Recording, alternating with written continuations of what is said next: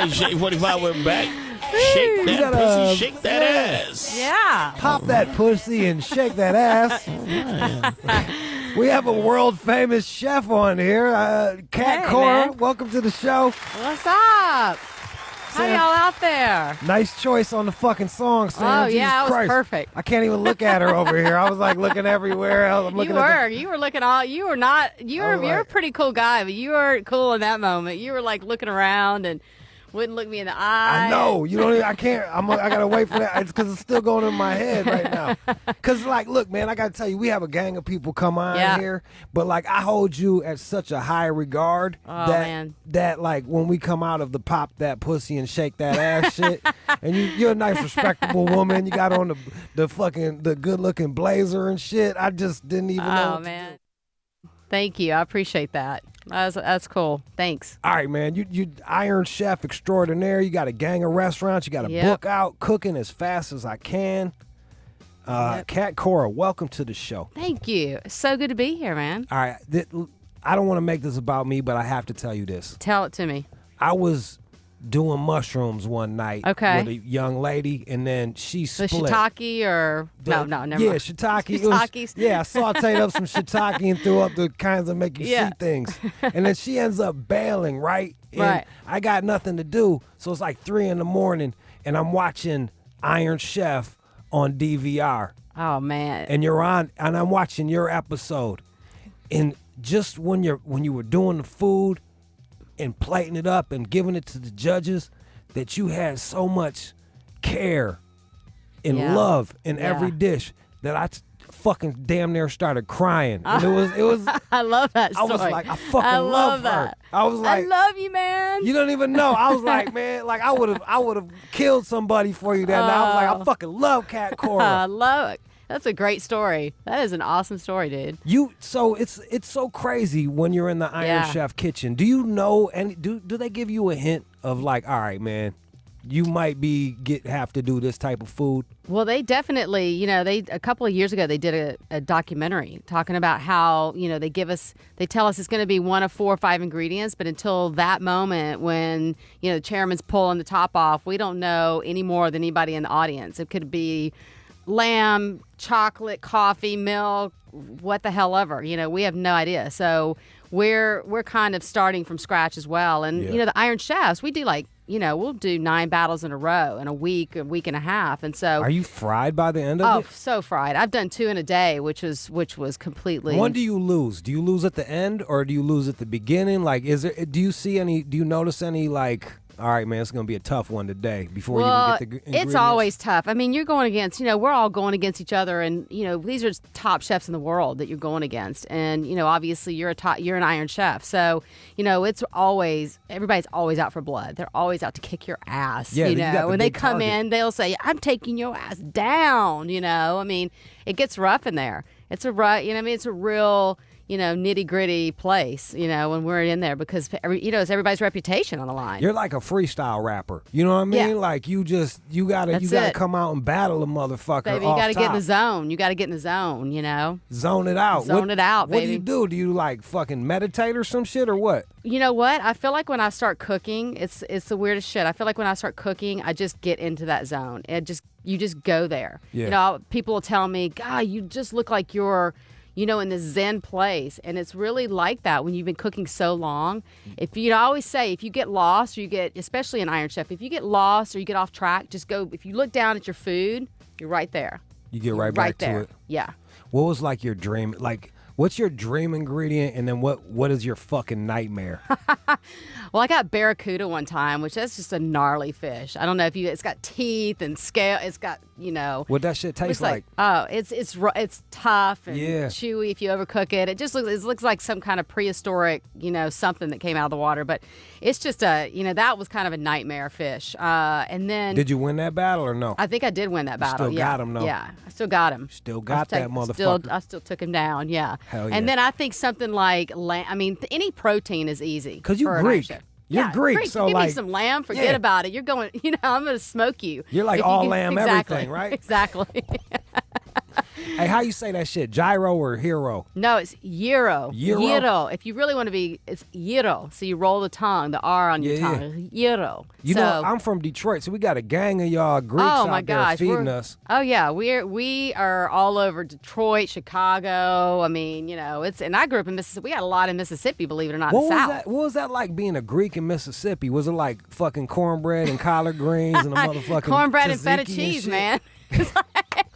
Dip your cornbread in some feta cheese and go to town. Yeah, That sounds pretty good. Grits and feta. I mean, that's some good eating right there. Hold up, you would eat grits and feta? Hell yeah. God damn. Oh yeah, put some. It's like crumbles. It's like cheese grits. You ever had cheese grits? Hell yeah. Oh man, you get grits. Put some feta cheese on top. A little bit of cracked pepper. What's that like being coming from Mississippi? It's one of the poorest states in the nation, man. Like you guys are always winning at like fattest and most illiterate and like the most pregnant teens. Like you guys fucking crush. Man, you're gonna piss my mom off at home. She's probably not listening. No, she's probably not listening. As soon as that pop that pussy and shake that ass came on, that's when she stopped cut listening. That, yeah, she turned that off immediately now. But, you know, yeah, we do. I mean, you know, the thing is it's such a juxtaposed kind of place. It's such a really, you know, Mississippi is this kind of mysterious place. You got New Orleans right next door, and you know Mississippi was where blues was born, and we have all this history behind us, and then we have, yeah, you're right. You know, we're down home. We're southern. You know, I'm from Jackson, which is pretty big city. Believe it or not, it's the capital. But out in the Delta and out in areas, yeah, I mean, we have some poverty issues for sure. And so, you know, poverty breeds a lot of that. You know, it's not enough education, not enough, eating things that are not healthy. So everybody I know from Mississippi reps the fuck out of that, including the people that call up here, because I'm always shitting on y'all state, just saying that y'all ride donkeys to work, and then they get mad at me, and then they rep the fuck out of it. Oh yeah. Oh, they're. Let me tell you, people who are from Mississippi are diehard, like, you know, will go down for that state. All right, so sure. So Detroit had, like, we got the Coney Islands, and that was that was what the Greek cats set up. You could get a Coney, like a chili dog and some Greek salad, or a gyro, as you say. Right. Yeah. Was that you grew up in around restaurants too, right? Absolutely. I had my grandfather, actually, it's funny, he came from the Greek islands through Ellis Island like many immigrants did. Yeah. And hopped a boat, came over, went to Mississippi because he had relatives there, and ended up staying there in the Delta and opened up a diner called Coney Island. There you go. go. Isn't it funny how, people from that came over will identify where they came to. They came to, whether it's New York or, what have you. And then he came there and named his first diner Coney Island, and was just serving this great continental, this old style. It's old school, just old school, Louis salads and this and that, and threw on a couple Greek dishes as well. Yeah. But just that great old Greek diners that are so really kicked off fine dining in the South, because a lot of Greeks and immigrants, especially Italians as well, they're the ones who started fine dining and white tablecloth dining in Mississippi, believe it or not. A lot of people don't know that. Before that, it was just, cafe. You walk in, it's kind of, easy stop or supper clubs or juke joints, things like that. But, the Greeks kind of came in and refined a lot of the cuisine there and started continental cuisine and bringing tablecloth and dining to the South. It's pretty cool. Did you work those restaurants with your folks and family, or how did you get into cooking? Well, my godfather had restaurants, and he was Greek as well. So I kind of got into cooking through DNA. I mean, it was literally like being in a Southern household in Mississippi, and also being, Greek American. My dad being Greek and cooking Greek dishes and teaching me how to marinate meats and grill meats and smoke meats, and my mom and my grandmother teaching me how to bake and make Greek food and different dishes, really kicked off my love of cooking. I mean, I've been cooking since I was a little girl. I mean, I started off with tea parties and easy bake ovens and worked my way up to, working in 3-star Michelin restaurants in France. So I see more and more female chefs coming along. Why the dearth of them for so long? I think really it's it's just been such a male-dominated arena for so long. I mean, when I went to France, when I was trying to go to France and get in a 3-star Michelin restaurant, I was told, with eight times and 8 rejection letters. We do not allow women in our kitchens. Damn. So it was, oh yeah. What it is was it, like bad blunt as luck, hell. like women on a boat for pirates or some shit? Like, I don't know. Something like that. They just had this belief that even though most of those 3-star Michelin chefs learned how to cook from their grandmothers and their aunties and, everybody else, all the other females in the house. So, that was a big a part of the, the gender issues in kitchens for so long, is that men could cook harder and faster. That's where Iron Chef came in and busted down that barrier, and that was great. Did you feel more pressure? Because you were the first female out there. Yeah. Did you feel like, all right, dude, I got to rep? Like, for me, like, I'm a white guy, right? And if I bang like a black chick and she never banged a white dude before, I feel like I'm fucking for every white guy around. Yeah. Like, you better bring it because, I put on a cape, a helmet, like I'm fucking going for it. Did you feel the same way? I felt exactly like that, and that's a good analogy. It's like banging a black chick. So feeling the pressure of going in there and being the only female. I'm representing every female in America, especially the ones that are in there cooking, but even the ones that aren't chefs. I'm representing them. They're pushing for me to go in there and kick ass, and that was a lot of pressure that the guys did not have. So not only do I have the pressure of going in there and just winning and doing the best I can as a chef, but I had to prove that female chefs could cook as hard and as fast as guys could. How were you treated by the other chefs? When I came on as Iron Chef, I was immediately like, the guys were like, dude, you're rocking. Like, you're one of us. So it was pretty cool because when I came in, it was Mario, Bobby, and Morimoto, and it was just us 4. We were the originals. And I immediately had, the respect completely of those guys. I don't got cable no more. Are you still doing Iron Chef, or what's the deal? Well, you know what? We do some exhibition matches occasionally, and they're trying to kind of revive it and bring it back again, although it's still got a great cult following. Yeah. People still watch. You'll watch 20 reruns of me doing a lamb chop, but you can't get enough, right? You'll watch 21. That's right. So it still has a huge cult following. So I hope so. I hope we keep doing some. Bro, I be trying to watch Chopped, but like I don't know, man. Like it's like anytime like someone's got like an auntie with cancer and they talk about it, I just know they're gonna win, and it's not fun. Like the Iron Chef shit, I never knew who was gonna get it, and a lot of times I liked watching the upsets. I like watching the little guys win. Did you ever get to talk, or did you ever get to try the people's dishes that you were going up against?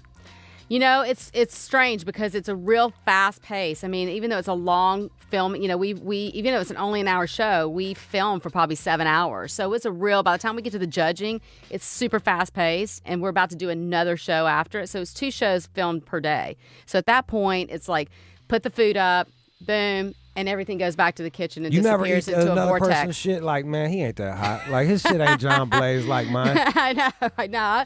I'll go over and check out their dishes, obviously, but we can't really allowed to touch it until it's over, and then by that time we're kind of like, where'd all the damn food go? It's like back in the kitchen. What do they do with all that food? They send it back, and the people in the kitchen are noshing on it. Oh yeah. Oh, for sure. All right. Here's another thing I always think about with the Iron Chef is the person that gets their food eaten first.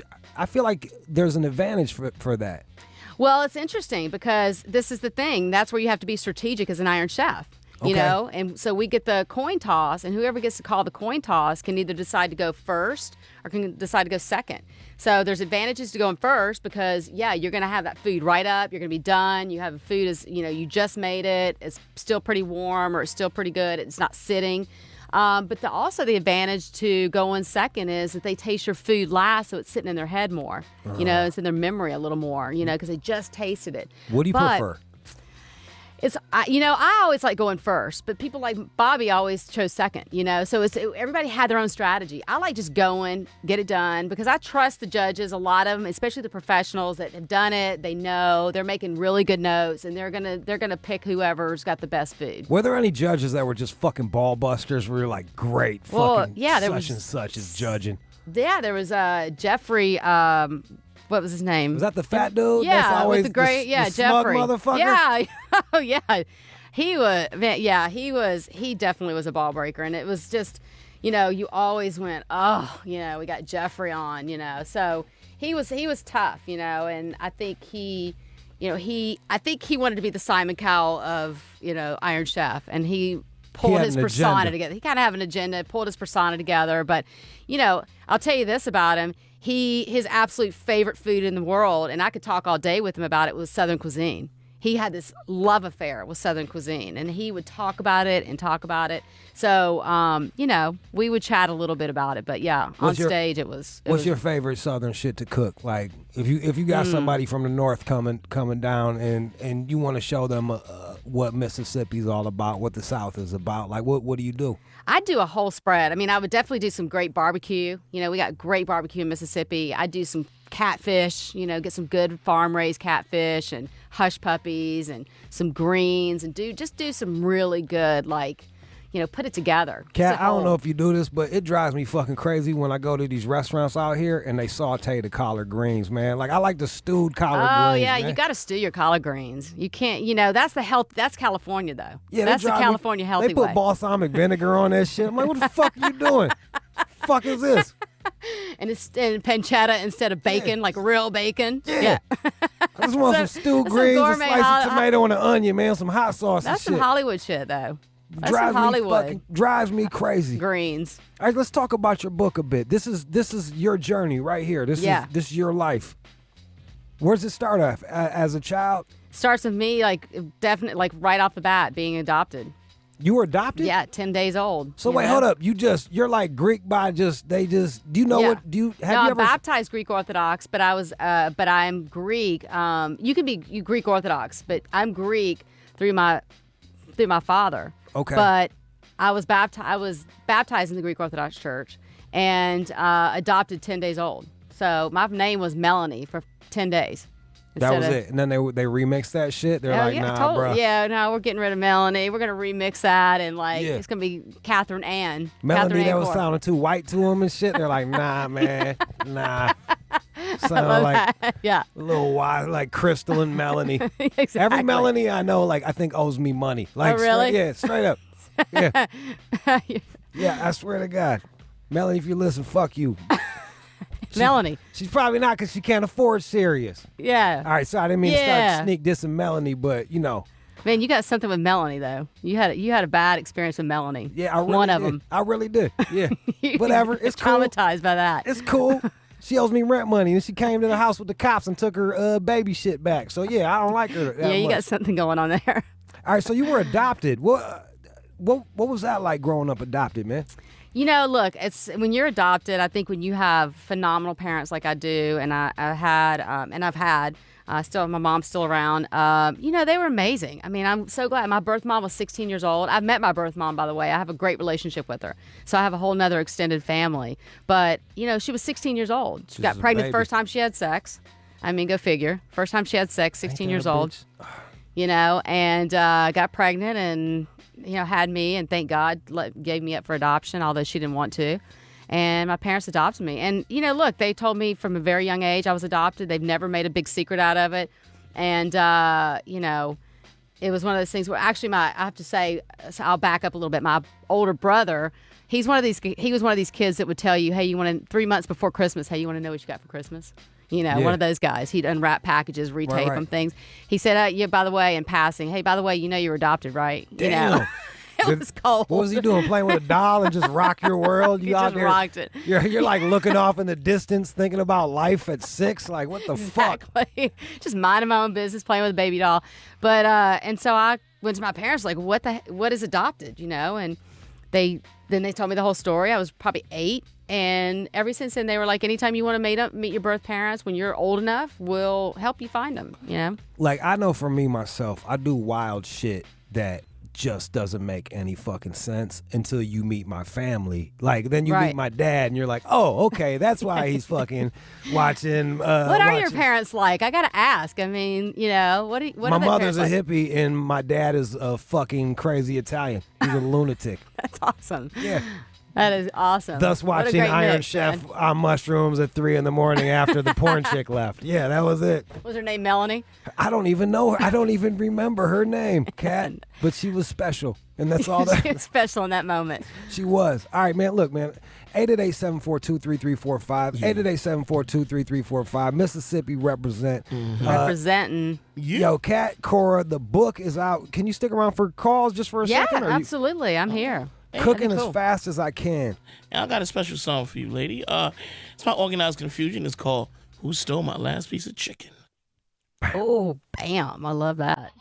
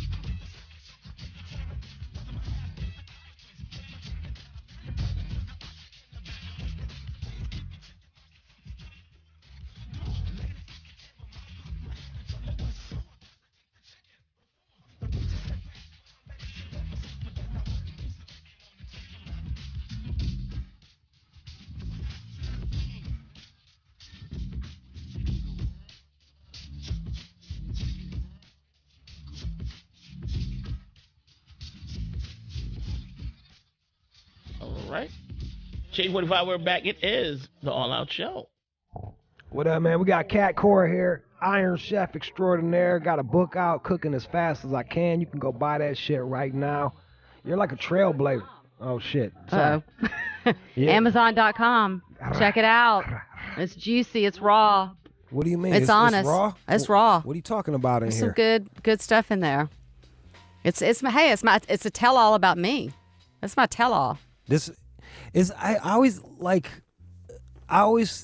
at I love Food Network. I do. Yeah. but like the edgiest guy they got is Guy Fieri. You know what I mean? So like, were you worried about doing a tell-all?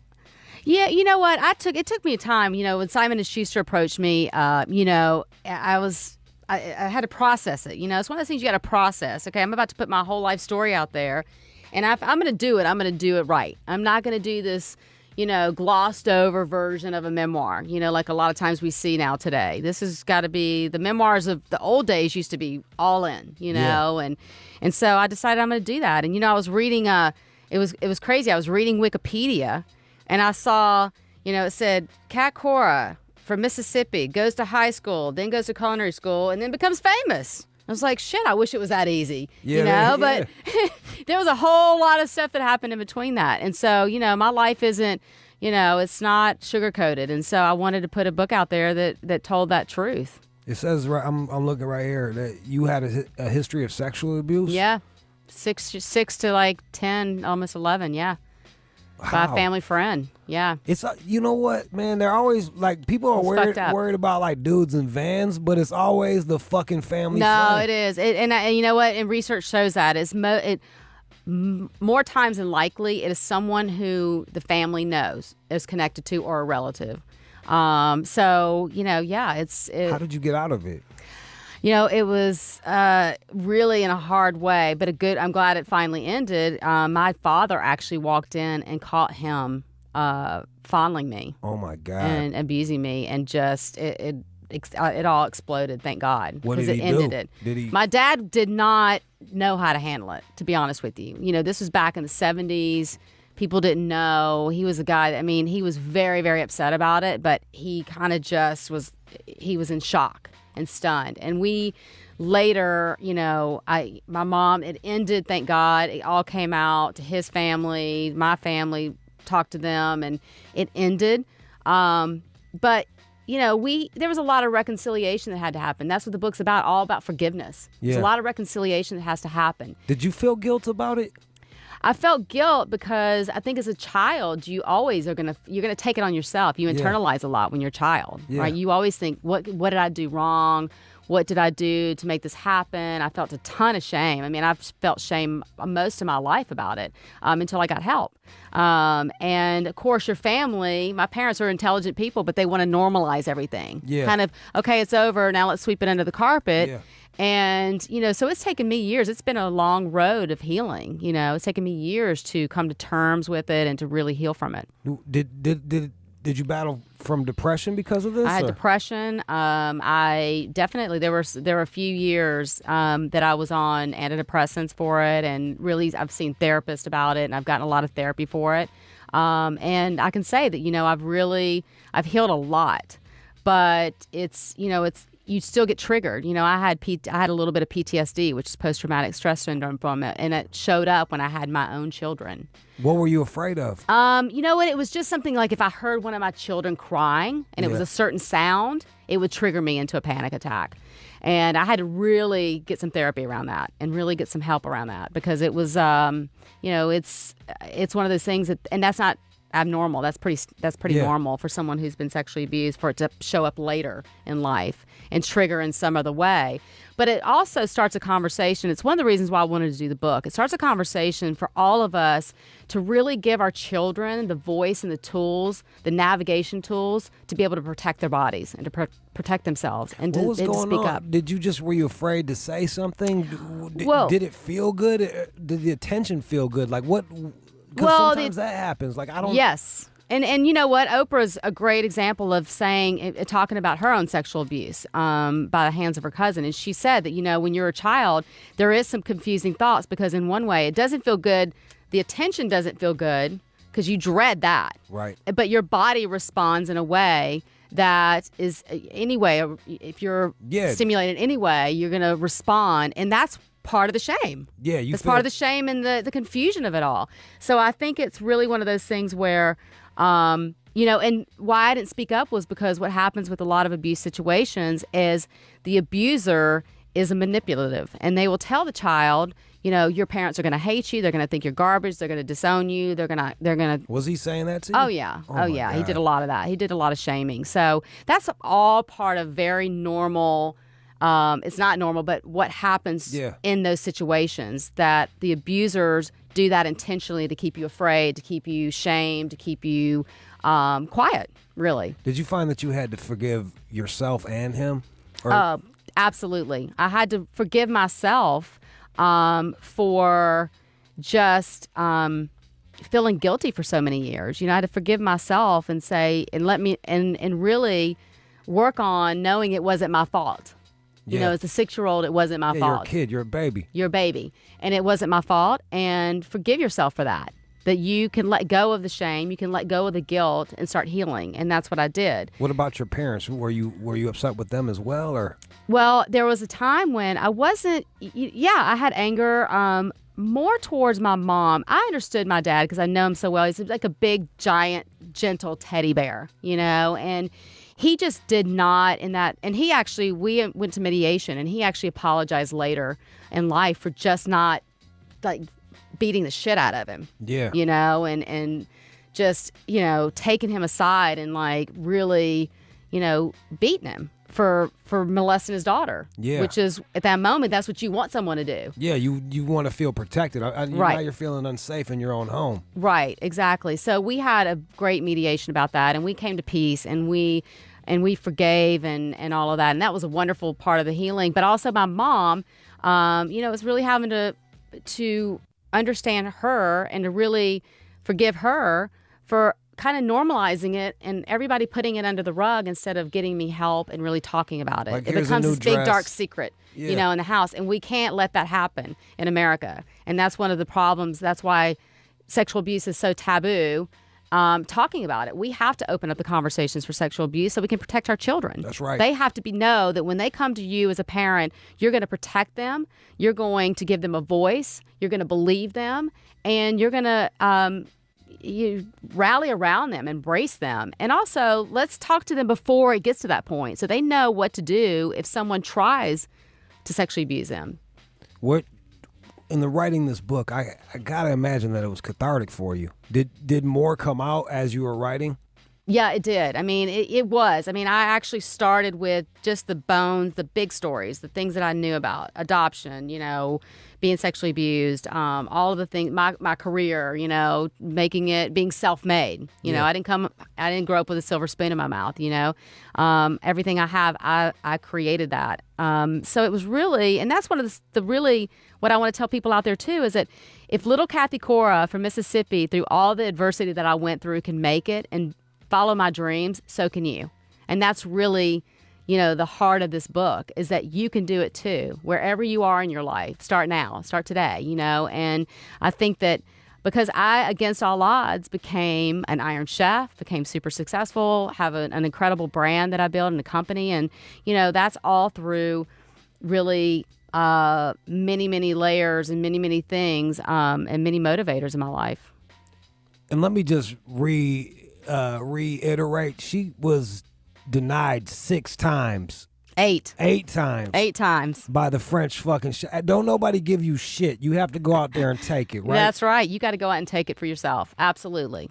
Cat Cora, it was really a pleasure talking with you. I'm telling, I was a huge fan. I'm an even bigger fan now. Well, now I'm a huge fan of yours too. Man, go on. I am. I'm about to well up, man. You can shed a tear in front of me. We can cry together. We'll hug it out. I cried once with you. He's crying, everybody. I just want to let you know he's got a couple tears in his eyes. I love it. Cooking as fast as I can. Cat Cora, go buy the book. It's out on Amazon. It's everywhere. Let's go. This is the All Out Show on Shade 45.